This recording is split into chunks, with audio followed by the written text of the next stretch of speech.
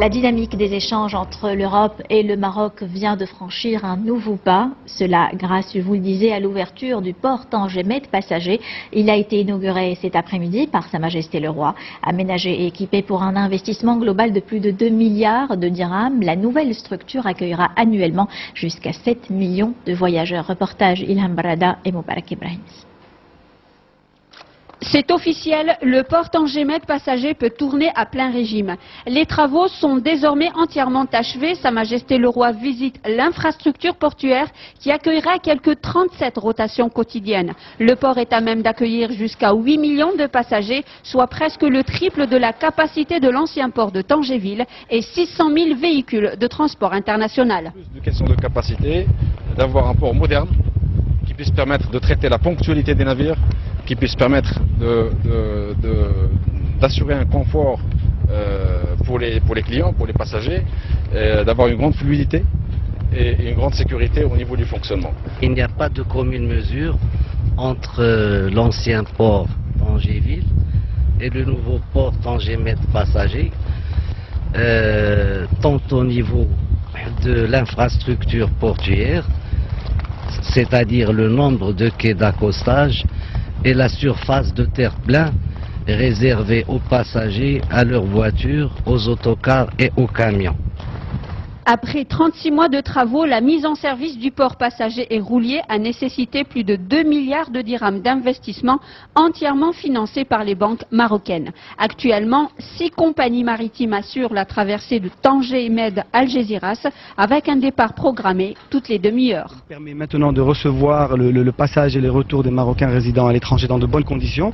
Le trafic qui part de Tarifa continue à aller à Tangerville, mais tout le trafic d'Algésiras arrive ici au port. Il y a 37 fréquences quotidiennes qui arrivent, à peu près un bateau toutes les demi-heures qui arrive à Tanger-Med.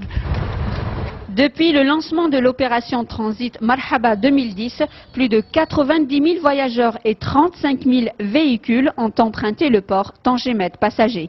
À ce jour, l'ensemble des trafics passagers pour la traversée du détroit a connu une hausse de près de 3%. Et notez que Sa Majesté le Roi a nommé Saïd El-Hadi président du conseil de surveillance de l'agence spéciale Tanger-Méditerranée. Pour sa part, Mohamed Saad Hassar devient vice-président du conseil et Tawfiq Ibrahimi président du directoire de la TMSA. Nous allons découvrir à présent la gare maritime de ce nouveau port. Elle s'étend sur 4500 mètres carrés et elle peut accueillir jusqu'à 20 000 voyageurs par jour. Ilham Barada. Moderne et accueillante, les qualificatifs reviennent souvent dans l'expression des passagers empruntant la gare maritime du port Tanger-Med. Réalisé sur 4500 mètres carrés, l'édifice comprend 760 mètres carrés de bureaux et autant de locaux à usage commercial. Un seul et unique objectif, offrir un maximum de services aux passagers. C'est plus confortable, la gare est spacieuse, ce qui lui permettra en période de grande affluence d'accueillir de nombreux passagers sans encombrement.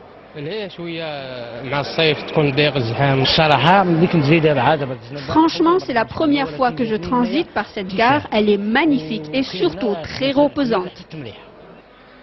L'infrastructure répond aux normes internationales. Afin d'assurer une fluidité optimale au trafic passager, pas moins de 14 postes de police sont installés dans la zone sous douane. En matière de sécurité, l'espace de contrôle est équipé de 5 scanners à bagages. Il est équipé de 8 postes. On est capable d'avaler 7 millions de passagers, donc il est programmé dans sa structure actuelle. Il y a des évolutions qui permettent effectivement d'avaler plus que ça si jamais le trafic est là. C'est un port magnifique. Il nous permet d'arriver plus vite chez nous dans la mesure où la durée de la traversée est devenue plus courte. Au-delà des critères de fluidité, un soin particulier a été accordé à la conception architecturale et esthétique de la gare maritime.